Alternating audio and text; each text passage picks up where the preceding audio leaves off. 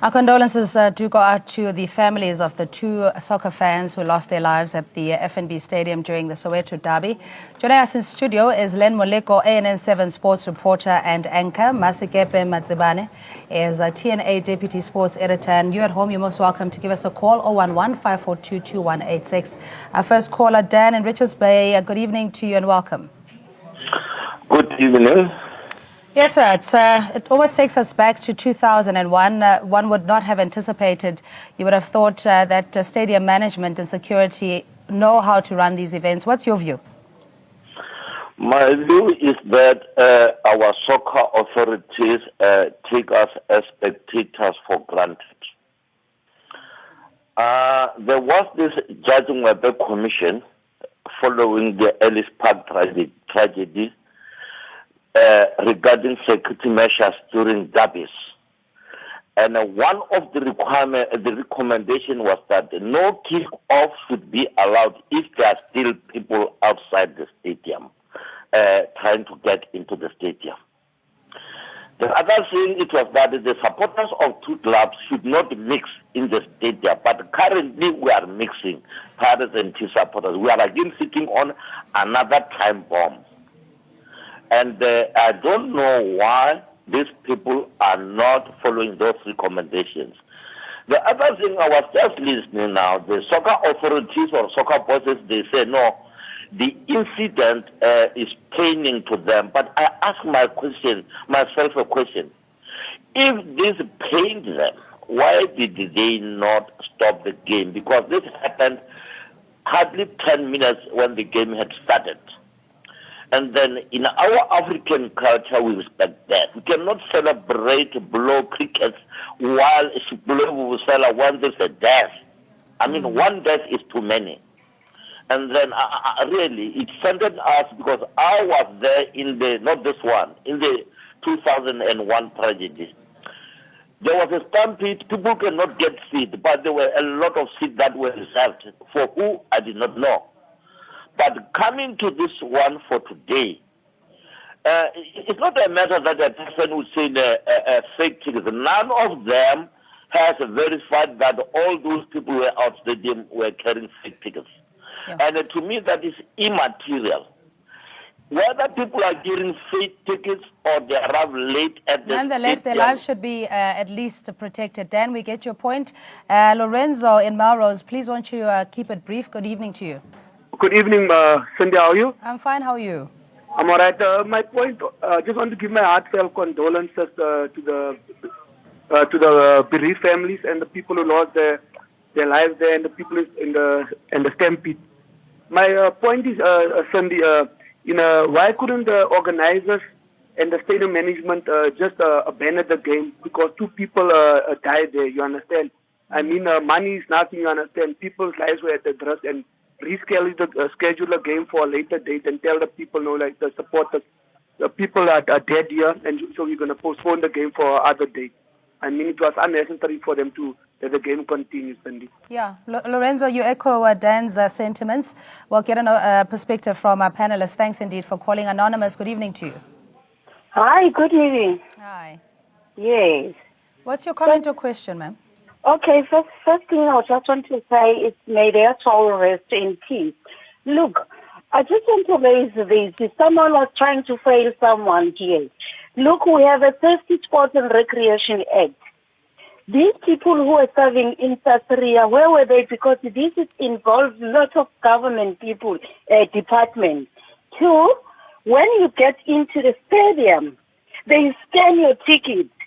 Security must held accountable for this issue because now we have lost people's lives.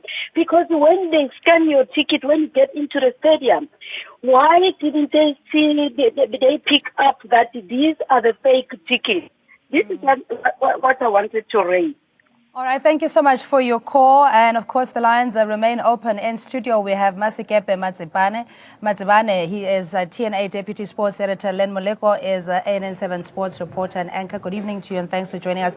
There's a lot of questions and Unfortunately, very little answers and consolation to the families that are bereaved, losing their loved ones essentially for something that was meant to be fun, a beautiful game, will now have haunting memories for them, Skip. Yeah, no, it will. And then one of the callers said that we just never learn, which is true, because just a few months ago, because you can't say these things are not linked, or you can't say you can't link them, because Loftus, when Sundowns beat Pirates, I think it was 6-1, we had almost the same sins, because the fans, they were jumping onto the field, they wanted to beat up the players, the fans were fighting. There was a fan who was beaten up badly, and I remember I was there just recording the whole thing, and there were unconfirmed reports, but it later turned out that it was not true, that a fan had died. He was in hospital for quite some time. And when you look at these things, it's like people don't learn. It's like, this thing is just about, people making money. That's how it ends. And I was disappointed, because yesterday on a show that we did here, you have people from Carling Black Label as well saying that they were happy to have recorded the highest number of votes. We had about 8 million people entering this competition, and in that comment there was nothing about condolences. There was nothing about fans losing lives. So you get a sense that people are not taking life serious here. Yeah, I mean, that's what Dan, our first caller, was saying, that the spectators are taken for granted. You pay your hard-earned money to enjoy a afternoon with your loved ones or friends, and then this happens, everybody shrugs their shoulders. What's your view? I hear what everybody is saying, and like all sorts of fingers are being pointed.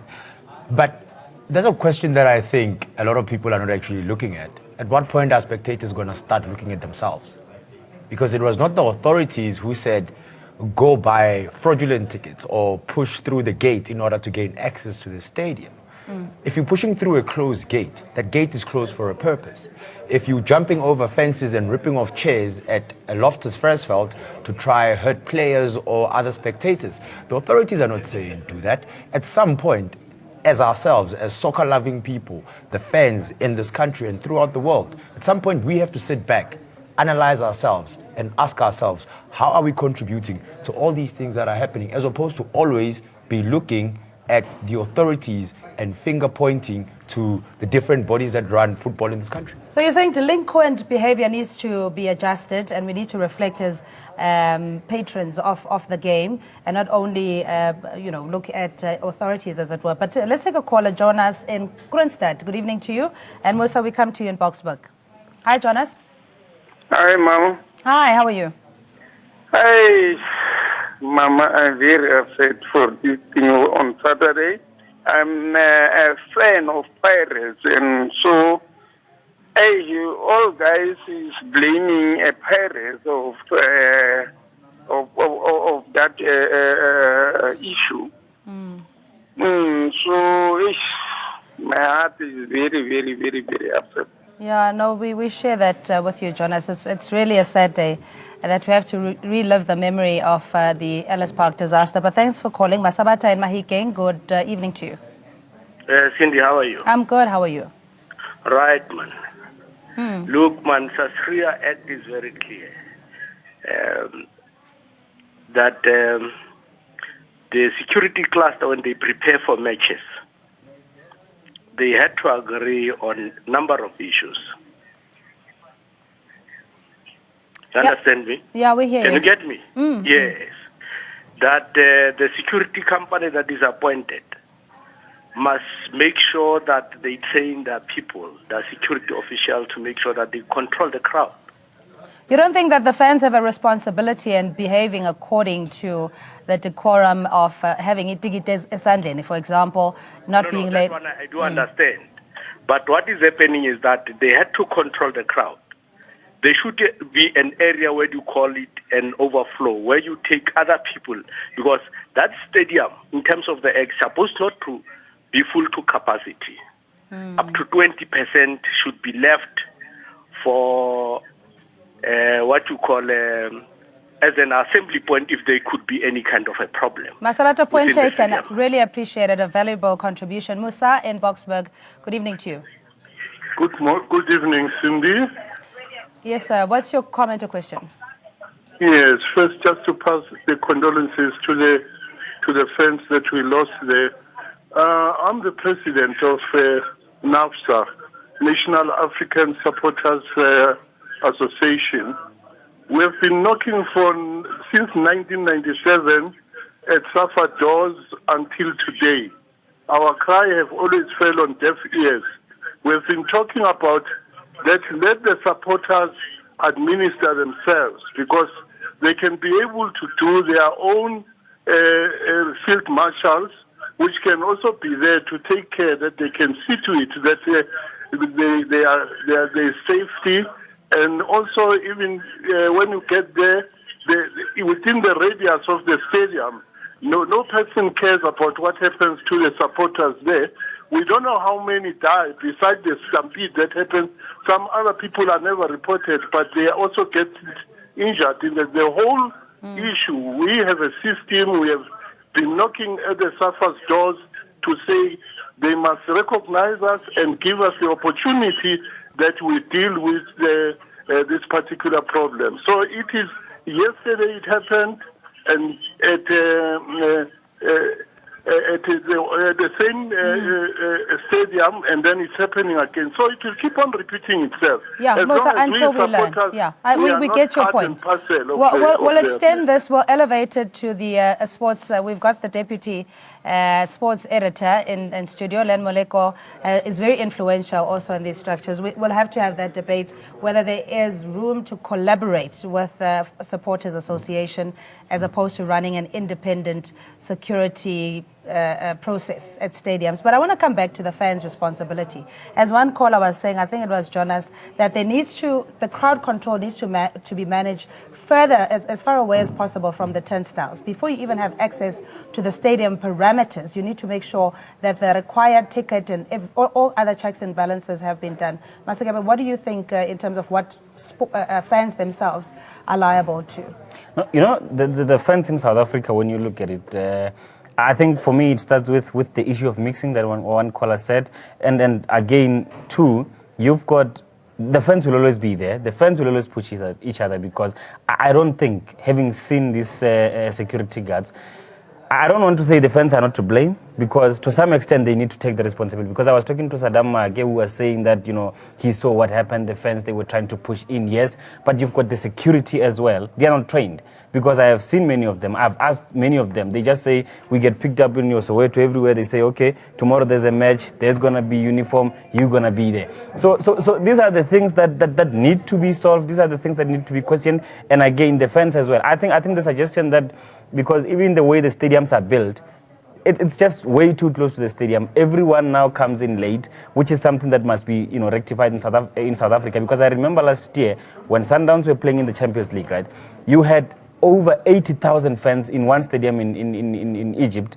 The fans were at the stadium like six hours before the match was taking place. 6 hours, and everything was sorted out. There were no pushing, there was nothing. Yeah, I mean, I'm reluctant to say the fans need to take responsibility. I understand where there is an element of criminals wanting to take advantage and gain entry without, you know, having the right ticket.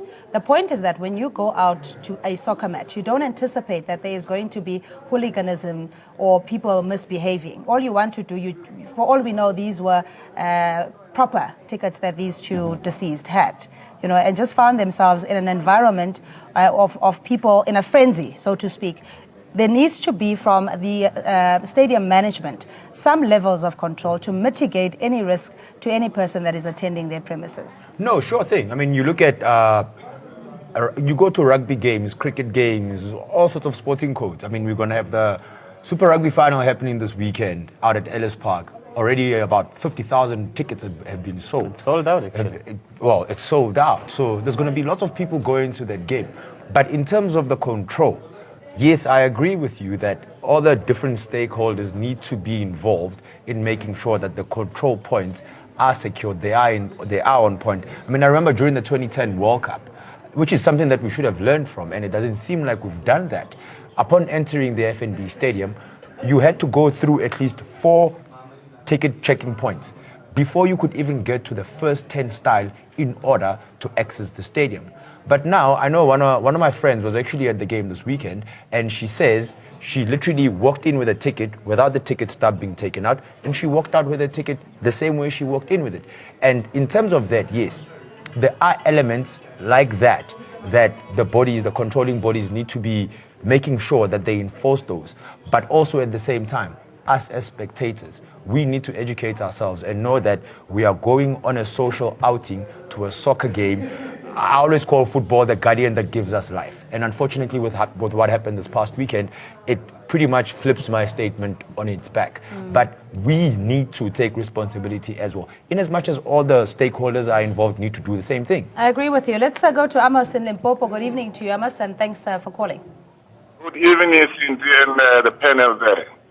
Yes, sir. The main problem is the organizing. How do they organize? They organize that's what you call that big match. That's what you call it, Soweto Derby. Close to, if you can have a look back at Ellis Park, it was 1 or 2 days before Good Friday, and then now this time is nearly about a month, whereby other people have already been paid. So there's a group of thugs which used to hire buses from Pretoria, so that you can even try to, if you enter into the stadium, you can try to enter nicely, but if they see something behind you, or maybe a purse or something, they're going to pressurize you so that, so that you can't see what is taking place. And as a result, that is where the cause of that problem. Yeah. Amos, I get your point. I'm sorry, we're out of time, but just very quickly, Masikepe, you made the comparison in terms of how rugby matches are. You don't see the barricaded barbed wire that you see in soccer-related events. In rugby, there's literally, there's order, to call it that. Why is it that there's a different culture, though, with us versus rugby? I think it goes back to, there'll be a question of, the affordability of rugby and football, because in rugby you know that the ticket is something like 90 bucks. You don't have the money, you're not going. And then in football you have someone who says, I've got 20 rands, I'm going to go there, I might just hustle some 20 rands and get in, which creates a problem. And even in matches that are, your Chiefs versus Free State Stars, when you get to the gate, you still find a group of people. Len knows this as well. You get there, you're driving in, people are still knocking on your door saying, ticket. This is what they do all the time. So I think, these things, if they can be, because it's what he's saying as well, that the gate, there must be something like 5 gates before you even get close to the stadium, so that we do not have these issues. When they are closer to the stadium, they feel we can push. Now, if you push the first gate, you still have the second one, the third one, and the fourth one. I think this way and in the process, you may be apprehended or even arrested. But, in how the Ellis Park disasters have even been commemorated, there tends to be almost a nonchalant way of treating it. It's just releasing a statement, our condolences, we move swiftly along. In this case, the alcoholic beverage company has made its money, and it ends there. Look, unfortunately, and I'm not on the side of the corporate here. Yes, there are so many elements that people could have gotten in, like with the case of, should the game have been stopped after learning that 2 people have lost their lives outside their stadium? That's a question that a lot of people are raising. And in as much as the beverage company was involved in putting the match together and so many other stakeholders, we shouldn't be quick to start pointing fingers and saying, this company needed to do this, that one needed to do that one needed to do that. Yes, I hear what Masikepe is saying, that they were celebrating the fact that, yes, we had a very successful campaign this year. At the same time, there were people who lost their lives. Maybe that is where they got it wrong. But at the same time, with regards to that, I still feel that everybody involved, the fans, the teams, the sponsors, the broadcasters, the footballing bodies, everybody needs to start taking responsibility in order to make sure that we avoid such things going forward. It's like me stealing somebody's TV and coming to sell it to you, and you buy it for me. You're just supporting what I do. Exactly. But I would like to disagree with Len, because even with the social responsibility part of Black Label, you do not have any of those things. And when asked at the press conference, they said, we will still, look at this thing. And when you look at the Carling Black Label replacing the Telkom Charity Cup, now we were replacing something that was for charity then we have to do something that is you know, I'm going to have likewise. to just stop you there, gentlemen. I know you'll pick up the conversation at 8:30 this evening, and that's the beautiful game with Len Moleko, who is ANN7 sports reporter and anchor. Don't miss that one. Masikepe Matsibane is TNA deputy sports editor. And you at home, thanks indeed for calling in. We'll take a break.